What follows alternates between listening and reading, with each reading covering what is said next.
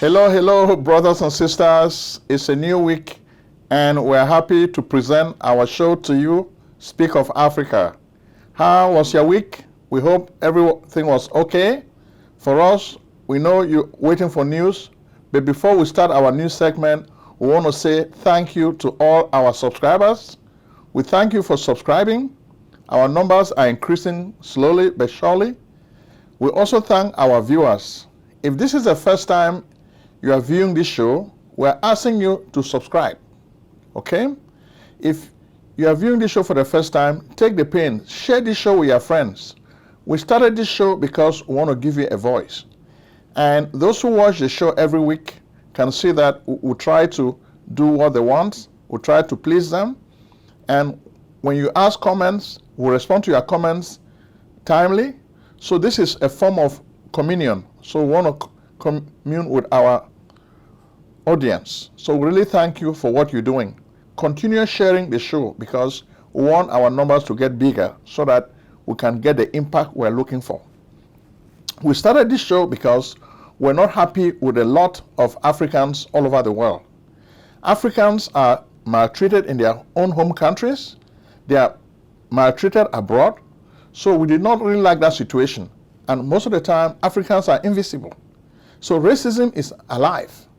So the show of today has to focus a lot of attention on racism, the way people are racist towards Africans, whether it is in the motherland or it's abroad. That's the subject of the show of today. Interestingly, we are celebrating the 4th of July, which marks the independence celebration of the United States of America. But as the United States celebrates independence, we have to remind you that a lot of Black Americans, people I call African Americans, they had to fight also because when they came back after the First World War, they were really disappointed they were not really getting freedoms. So they started really fighting now for their own freedom. So even though America became independent, the blacks did not really have independence. Similarly, in the motherland, a lot of the countries in Africa only received flag independence. They did not really get real independence where they can control their own destiny. We are talking on this show because we want you to think Africans need to get together so that they can fight for their own common destiny. And that's the message. When we look at what is happening in geopolitics, we take Ukraine, we take Russia. Russia is fighting Ukraine, but when you look, a lot of countries are supporting Ukraine already.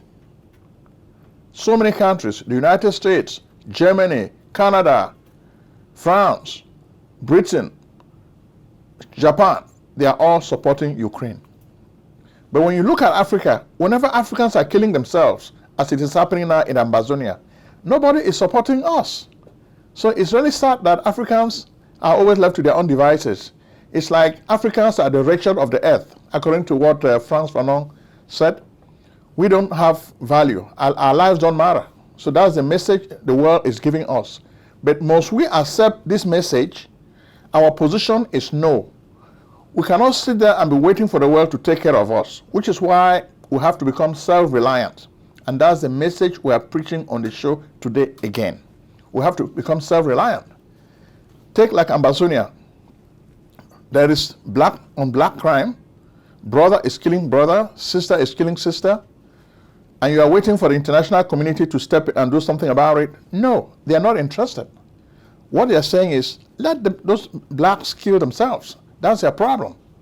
But when white people are killing white people, as it happens now in Russia and Ukraine, they step in because they don't want white people to be killing white people. It's like white lives matter, but black lives don't matter. So that's the message they're giving you. It may be a subtle message, but now it's very overt. Your lives don't matter. So when we look at what is happening in Ambazonia today, the killing field is replete with blood. Every day, more and more people are dying.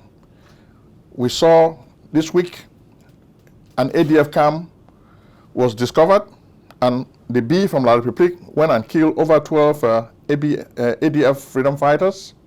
And you can see the picture that we're sharing with you.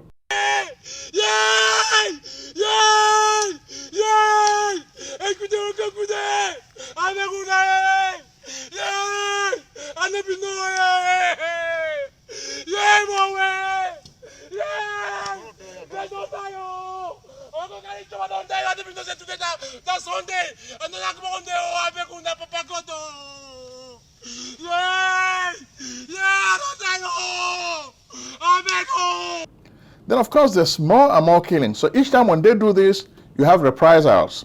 The Ambazonia Restoration Forces also respond in kind. Now, they are exporting the fight to La République.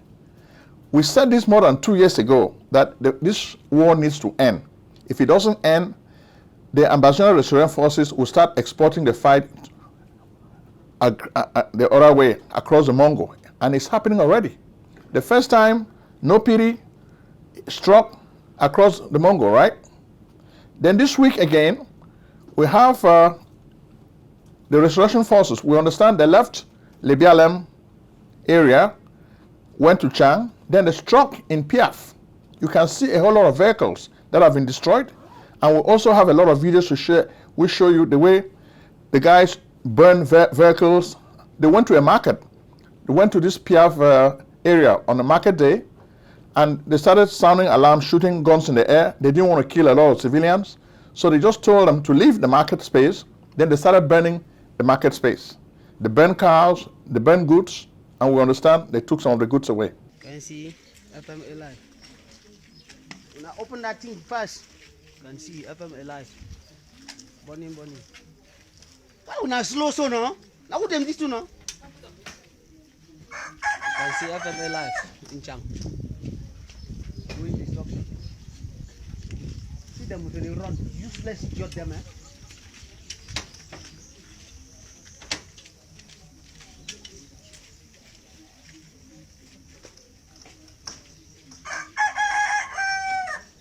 Just go and block that thing there. What is this now? Right, come that thing, bro, come.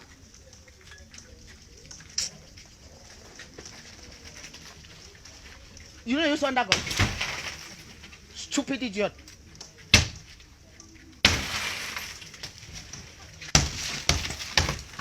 And I took fire for there.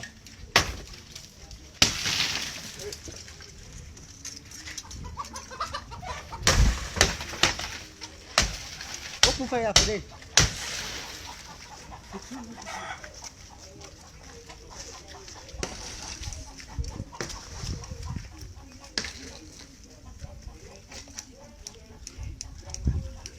FM live. FM live.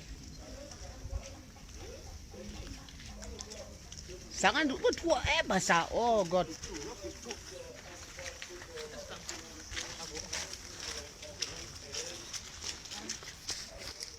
Useless fools, eh?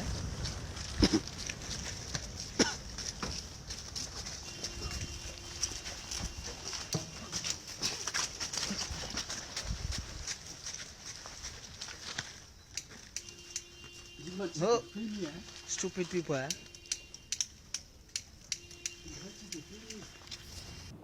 So when this happens, it looks like burning is the trade, the way people do things. The bee would burn houses in Ambazonia. Now the Ambazonians are responding in kind, burning houses in the eastern part of the country. So it's just like tit for tat, the law of Hammurabi. You do this to me, I respond, I retaliate, tit for tat. So where is this going to end? So it looks like until La République finally start losing the war, they start looking for arms which they cannot find, then they may want to sue for peace. But we're thinking that the bloodshed is too much, they need to sue for peace right now. International community members are standing by and watching like spectators. They are watching because they don't really care. They only care about Africa's resources. They don't care about the blood of Africans. Africans don't really matter to these Caucasians. So if we keep waiting for them to come and save us, we're really making a big mistake. And we're pleading on this show every day, say, please, let us learn to start taking care of our own problem, because if we wait for the white man to come, it's not going to help us. So the bloodshed just continues. Each time we talk about it, people are like, well, you keep talking. Yes, even in the same Manu division, Acquire, you have intertribal war, so many people died. We have a whole lot of the videos to share with you. You can see the way people from Berlin and others, they're killing themselves, and it's like tribal warfare. So it gets bigger and bigger. The weapons are everywhere, and people are using these weapons against their own folks. That's the sad thing. Before they were saying that, oh, we want to fight a revolution, we want to fight against the enemy. Now they are using those same weapons against their own folks. A few weeks ago, they burned the hospital in Manfi. Now the problem is Akwaya, still in Manu division. Now the unity warriors so for Manu, where the Berlin people don't they kill, they destroy our soldiers. So they don't make a move today for Berlin community.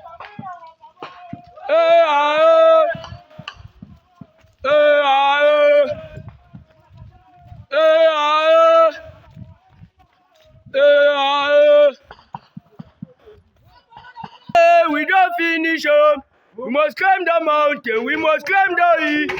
Must tell say we don't finish up. Ekpana baba. Baba. Ejiri na baba. Na baba. Degala baba. Na baba. We must climb the mountain. We must climb the hill. Must stand and say we don't finish up. Must climb the mountain. We must climb the hill. We must stand and say we don't finish up. We are one. Ambassadors, we are together. We are one. Hey, we are together. We are one. Unity first, so we are together. We are one. Hey, we are together. We are one. Berlin people, una go die alone. Hey, we are together. We are one. Unity first, so we are together. We are one. Hey, we are together. We are one. Yep. That back up.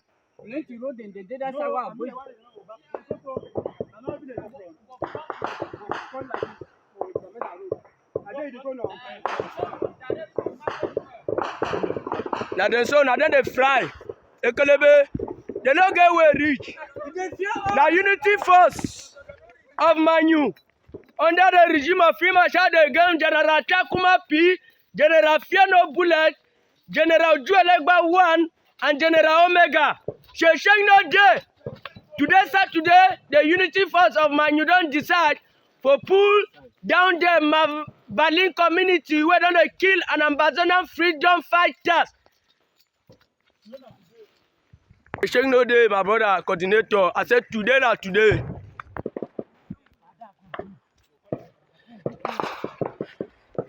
Now unity warriors for Manu. So it's really, really sad when we look at the way our people are killing themselves for no good reason. When the enemy kills you, we can understand. But when you're killing yourself, it's incomprehensible, which is what we're seeing on the ground. So we're appealing to our people to start strategizing, start thinking. I think one of you guys did a video talking about leaders. We don't really think they are really leaders in this revolution. Those people he calls leaders are just opportunists. They are just there for themselves. They are not really people who believe in the cause, who believe in the freedom of the people of Ambazonia, which is what started all of this fighting. The people thought they could fight and liberate themselves from La République. We've complained about La République, but when our own people start killing themselves, we don't think it's a good sight to see. One, we saw a letter circulating in the social media from the people in the north of La République du Cameroon. These are Aijos people. They are just complaining that they've had it up to here with the Biya regime. They've been marginalized, and they think that it's time for Biya to release people like Marafa, Hamidou Yaya, and others who have been imprisoned unlawfully, and they think that they may want to do something about it.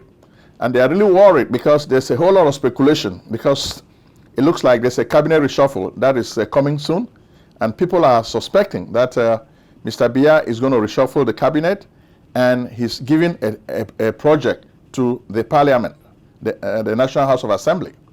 They want them to create the post of vice president. So Mr. Biya would abdicate, then he would name his son Frank Biya as the new president. The same thing that happens in Gabon is going to happen in La République du Cameroon. The same thing that happened in Togo is going to happen in La République du Cameroon. France has its sons behind, and they're just playing games. So what it means is they will continue exploiting the resources of La République du Cameroon with no end in sight. That's the plan. The people are aware of this plan, but you think that this should be a moment for them to think. We saw some videos of people in Paul Biya's party. They were just celebrating. They were celebrating. You can see them walking in mud. They're going to bury their leader, their dear leader. They are walking in mud. You think that, where is the country of emergence? 2035, Cameroon is going to emerge. Come on, who are you lying to? You're lying to the people. You're lying to yourself. Okay? So that's what we see here. The Frankies, the people who are supporting Frank Biya, they are very, very hard working their schemes, and it looks like in the next few days, things are going to unfold. People will see clearly that there's a form of succession that is going on. It looks like Prime Minister Dion Gute may lose his position from what we are gathering. Then we are hearing that Ferdinand Gongo may still be active in the government, but he will not be the new leader in Etudi. Frank Biya is going to be that leader. So it looks like Mr. Biya himself has made a choice. He has chosen his son to succeed him. But people were already thinking that Ferdinand Gongo was the one. After a while, Biya got tired of people talking about Ferdinand Gongo. He had to withdraw the signing privilege from Ferdinand Gongo and give it to Mr. Ayolo. So it is a whole lot of machinations going on in Cameroon. All these guys are just playing games, trying to see who can win. But that's just politics. The politics is going on, and we're asking you to keep watching, and we'll be sharing this with you because we know exactly the way things are going on. So just keep watching our channel. Then we're going to start another show pretty soon where we'll be doing it on StreamYard. We'll be sharing a lot of information on business. For those of you who are interested in business, we don't want to take too much time on this show to talk about business. But those who are interested in business will be able to log into our StreamYard, and we'll share a lot of information about business with them. So from La République du Cameroon and Ambazonia, we think we should take you to Ghana.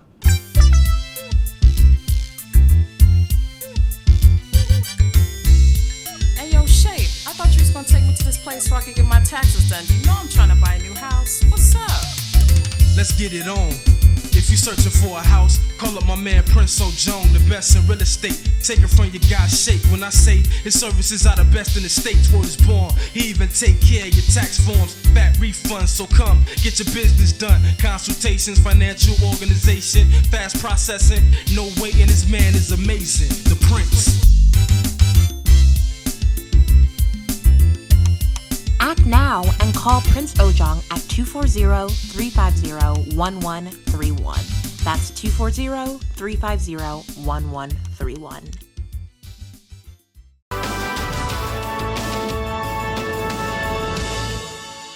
For a long time, Ghana was the golden boy of Africa, the Gold Coast. Had so much, the economy was going on well, and their new president was doing very well. Everybody was clamoring for him to succeed.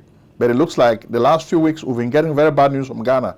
Some of our correspondents from Ghana has been sending us a lot of information the way things are tough. The economy is really tough. People have no food. Food is expensive. So there's a whole lot of trouble. And it looks like Ghana is even looking for help from the IMF, the International Monetary Fund. And this used to be an economy we thought was the pride of Africa. But it looks like Ghana is almost on its knees as we speak. Yet, Ghana still has the time to meet with the other members of ECOWAS to consider the sanctioning of the countries that have had coups, like Burkina Faso, Mali, Guinea. So they are just looking at ways to sanction these countries. But is this going to work? We think there's going to be a logjam again because Ghana has a whole lot of trouble. So I think Nana Akufo-Addo will focus on the problems in his country. He may not have enough time to pay attention to the problem of ECOWAS. That's what we are thinking. The next, we move to Morocco. Morocco was mentioned in our show last week, we told you that Morocco is part of Africa, it's part of the north of Africa. So usually people use Morocco as a transit point to get to Spain and Europe, where people think there are greener pastures. This is what the youth of Africa is doing today. They start from sometime the south, move to the center, then they go to north of Africa. From Morocco, they try to look for ways to get to Europe. This is what they have been doing. Last week, we showed you a picture and a video of a lot of Africans treated just like animals. So even though we look at Moroccans as Africans, our brothers and sisters, but these people are racist. Because we have black skin, they treat us like garbage, like the wretched of the earth, according to Frantz Fanon. So Moroccans are not treating Africans well. So it's something that we need to draw the attention of African leaders. Moroccans may be nice people, but their governments are very racist. They are not treating Africans well. When you see the number of Africans who were maltreated as they were trying to cross into Spain, it leaves a lot to be desired. And we're deciding to focus attention on the problem of racism in Morocco. So African governments need to call the Moroccan ambassador in their countries to attention, because the way they are treating Africans is not nice. This is not the way a brother should treat another brother. Africans are so maltreated. We know this has happened also in Libya and other countries around the north, but we're focusing on Morocco because we know that this is where they arrested a whole lot of Africans, put them on the floor like animals. You could just see them. So many. Then a lot of them also died. And that's exactly why we're crying, because it pains us. We're not there, but we can feel the pain. A lot of families lost their loved ones because of the actions of Morocco and Spain. Okay? So this tells us that it is time for African leaders to start treating their people well, to start creating opportunity for the youth. Don't just run for re-election, then take the money and spend with your family, then the people are left without anything, without a bright future. Most of these Africans are stuck in Spain and Morocco because they are looking for greener pastures. And we think there needs to be a change. If not, things will really get worse. Next, we'll move to Nigeria. I know there is election fever. A lot of people are just talking politics. But the issue of corruption is there. And we're just worried about the corruption. In fact, one of the videos and pictures some of you sent to us were really showing some of these government officials in parliament when they were questioning them over corruption. I understand one of them fainted. So it's very, very sad when you see pictures like this. Then at the same time too, Mr. Obasanjo has come back again into the public arena complaining about corruption. He's complaining about Atiku Abubakar, his former vice president. Why is Obasanjo so vindictive? It looks like he just wants to derail the chances of Atiku Abubakar for the presidency in 2023. That's his plan, and this plan is no longer hidden. It's very overt, and Nigerians know about it. But we think this is just being vindictive. He ran the country together with Atiku Abubakar. If Atiku Abubakar were a corrupt guy, he used the corruption to catapult him into the presidency. And that's what we understand. They said Atiku actually financed Obasanjo's entry into the arena of politics again. So why are you complaining? You don't buy the finger that fits you. And people already know that it's because Atiku derailed Obasanjo's third-term project, which is why Obasanjo is very, very bitter and complaining every day. But we realize that Mr. Peter Obi has become a star of the election season. He had left PDP and went to the Labour Party, and it looks like he's making a lot of waves. Everybody is saying obedient. So it looks like if Mr. Peter Obi had a lot of money, probably it would have been possible for him to win the next election, because a lot of the youth are following him on social media. But you don't win elections in Nigeria on social media. In Nigeria, it is stomach care politics, the stomach. The people have to go with whoever gives them food to eat. And they don't go with ideology. You have to understand Maslow's hierarchy of needs. The people want to fulfill their basic needs first before they start looking at self-actualization. As a result, they cannot really support Peter Obi, even though he has very brilliant ideas. He had left the PDP because he complained that the presidency seems to be for sale. The delegates wanted to be bribe with a whole lot of money before they will give you their support. He did not have that kind of money to bribe the delegates, but he has a lot of bright ideas, and the youth are really clamoring to him, and they like his ideas, which we think is a good idea. But we think the person who is drawing a lot of attention from the youth today is Julius Malema of South Africa. We have a very long video of him.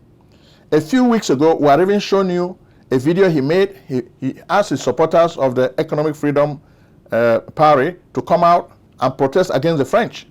He was really against French colonialism and French racism towards Africans. He touched so many issues in his speech. Let us give you a minute to listen to this speech. Please do not buy into the anti-African agenda. Africans are hated everywhere. So Soweto cannot afford to hate Africans. Black people are hated everywhere. When you see a black person, see yourself. When you see a black person, say, my brother, my sister, let's work together to build the African continent so that it can compete with the United States of America, it can compete with Europe, it can compete with China. Thank you for listening to Julius Malema. If you look at what he's saying, much of what he's saying is very, very germane. We wish somebody like Cyril Ramaphosa could take a page from Julius Malema. Julius Malema is a true original. This is a guy who probably can lead South Africa to freedom and empowerment for black people. So his party has a very nice name, Economic Freedom Fighters Party. So people really love it. And you could see he's a very bold leader. Even if he's killed today, we want other South Africans to emulate his example. Julius Malema has a very Pan-Africanist orientation and will like this worldview. He wants to bring Africans together. He wants Africans to stop the hatred, stop hating each other. Because when you hate each other, the enemy benefits. And that's the message we like to resound on this show. We want our people to love themselves, because you cannot progress or move ahead if there's no unity. So he's looking for unity for Africans. And when you watch the video of Julius Malema, you really see him preaching unity to his people. And his message is really resonating very, very well, because that's what Africans have been dying for. For so long, he himself even says it. Look at France. France has no resources, but France steals all the resources from Africa. So he's repeating the same themes we've been telling you on this show, which is why we want you to watch this video of Julius Malema. Probably we're going to make you even watch the video in its entirety, because we think it's a very relevant video. We're going to talk about South Africa, then we'll talk about Sudan, then we'll air this video of Julius Malema, because we want you to really listen to it, because he repeats what we've been repeating on this show. We don't want to sound like a broken record. What about Sudan? Well, Sudan is the last part we're going to talk about on this show today. Sudan has a lot of protesters, and the junta is killing protesters in cold blood. Yet, the people continue protesting because they really want to get rid of the junta. The junta is not democratic. They are stealing the resources of the country and giving to Russia. So the people know it, and they are not happy about it. So it's like a sad tale. Africa has a lot of resources, but Africa is poor. Isn't that interesting? Africa is rich, but some people say Africa is poor. So it's like an oxymoron. Okay? Africa is a rich continent. So you cannot be saying that Africa is poor. Africa is poor because Africa is not free. That's what is really happening. Africa is poor because Africa is not free. If Africa were free, then the people will be able to enjoy the fruit of their labor. So let's not just sit and complain. On this show, we want to be different. We want solutions. That's why we are having a show. If not, we would have just told you to smile. Watch other shows and smile. With our show, we don't just want to entertain you. We want you to think about the predicament of Africans. But we begin by think about you yourself, the man in the mirror. What can you do to help yourself so that you can change Africa? That's a challenge. Change yourself first before you start thinking about changing Africa. Because once you solve the problem of succeeding for yourself, then you can succeed now as a fighter for Africa, just like Julius Malema. Okay? Without further ado, we'll take you now to the video of Julius Malema. You can watch it in its entirety. By the way, bye-bye. Watch the video of Julius Malema. Please do not buy into the anti-African agenda. Africans are hated everywhere. So we too cannot afford to hate Africans. Black people are hated everywhere. When you see a black person, see yourself. When you see a black person, say, my brother, my sister, let's work together to build the African continent so that it can compete with the United States of America, it can compete with Europe, it can compete with China.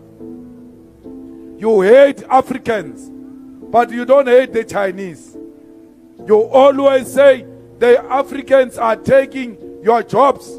Stop being used on black violence. Stop being used on an anti-black agenda. Love yourself, and once you love yourself, you love another black person. Now an African who threatens me. African. Like it anale musadi waka, like bonale Nigeria, agena tabale lona shem. Yala le na ka rale babona ma Nigeria le a chuwe so.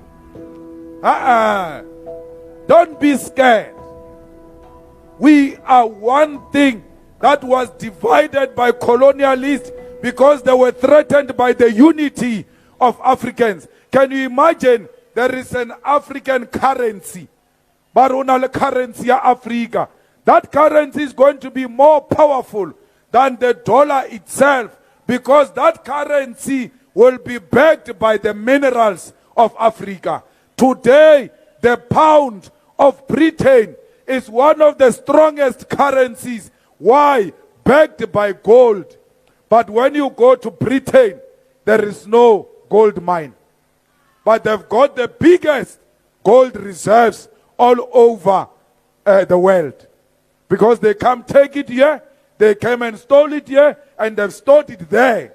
And that's what makes them unique. There is no France. There is no France without Africa. The day Africa liberates itself from France, France will collapse as a country. Because France, it is based on everything African. They don't have anything to offer to themselves. They keep on taking from Africa. So please, let's make sure that we plow the idea of African unity. We may not be there when Africa gets one president, but we'll be the ones who have planted that idea amongst our children, and our children will salute us forever.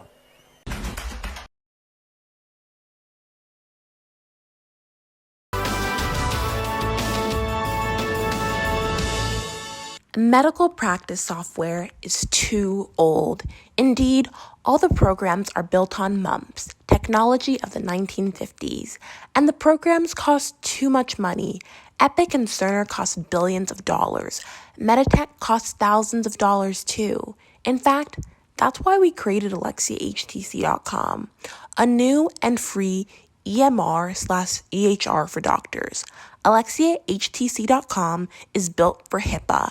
Yes, magical one-screen technology, ease of use, quick charting, amazing e-prescribing, tight labs integration, multi-office difference, because we believe doctors and patients need a break today. Be the first to test drive AlexiaHTC.com. You have nothing to lose, you have everything to gain.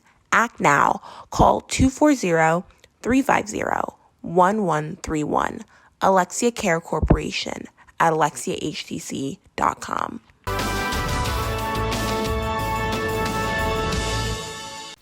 Selling a service or a product? Need buyers? Use the African Nation TV as a channel to reach many viewers. Act now and call Prince Ojong at 240-350-1131. That's 240-350-1131. Act today.